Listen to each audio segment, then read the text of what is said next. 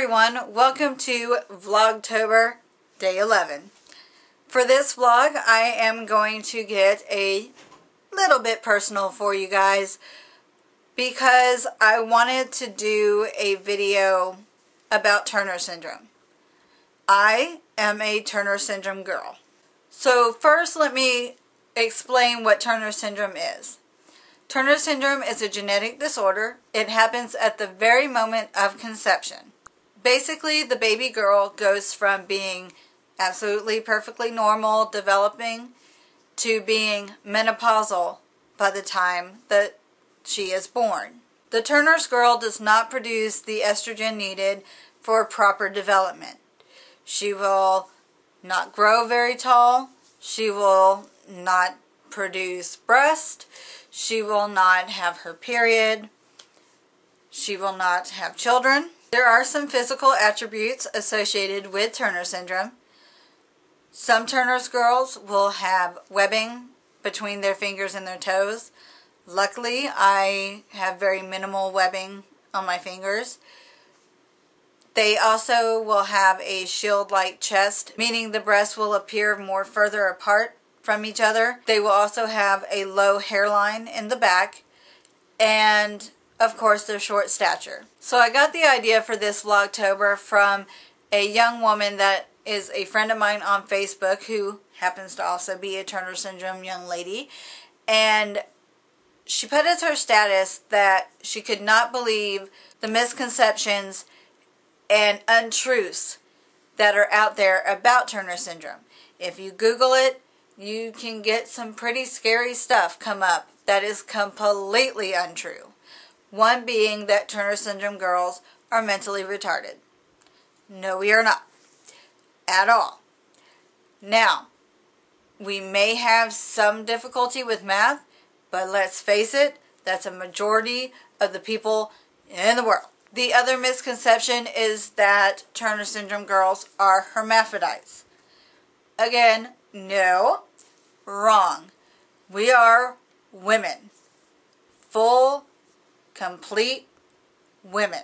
So the moral of that is don't trust everything you read on the internet. So here's my experience with Turner syndrome. I found out that I had Turner syndrome when I was 13. My mom, being the most incredible, loving, wonderful mother in the entire world, was noticing that I wasn't getting taller. I was only 4'3" at the time. I was not developing. I had not started my period, so on and so forth. And she kept comparing pictures of me and my sister at the same age. And ultimately decided that, no, there's something wrong here. I think as a parent, you know when there's something wrong with your child. You kind of sense it and feel it. And that's what happened with my mom. So I was whisked away to a doctor's office and I had blood drawn. First experience with that, it was not too terribly bad. The second experience with that was ridiculous. And probably part of the reason why I am so needle phobic to this day. The gentleman that did the second round of blood drawing basically stabbed me with the needle. Was not very gentle with it at all, and it hurt a lot. But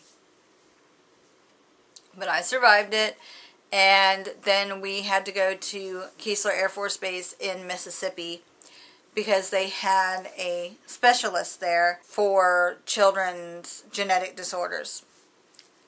So we go up and met a lot of different doctors, and one of them, Dr. Cartsinell, being my favorite because he looked like Harold Ramis. And so instead of calling him Dr. Cartsinell, I used to call him Egon. And they were doing a bunch of different tests with the blood, and then they were going to do a biopsy on me. However, the night before I was to have the biopsy, Dr. Cartsinell came in and said, we just got back the last test. It came back for Turner syndrome positive for Turner syndrome, so we do not have to do your biopsy tomorrow since we know what's going on.